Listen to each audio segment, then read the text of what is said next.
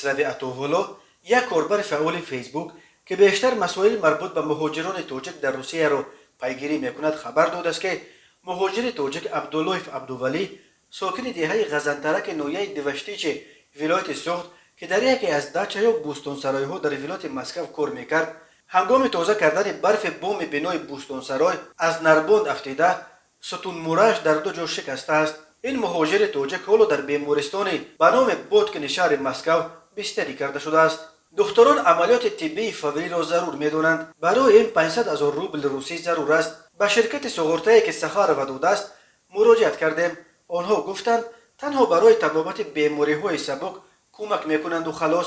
صاحب داچه یک کارمند فیسبوک بود است. از کمک دست کشید. نوشته است خسروی اتوولا. او از هموطنان دست بخیر خواسته است دست یوره خود را به این مهاجر تاجیک که به خاطر یک لقمه نان فرزندانش در ملک غربت دچار چنین روز سخت شده است دریغ ندارد. این هموطن ما در این شب و روز به دستگیری ما و شما سخت نیاز دارد.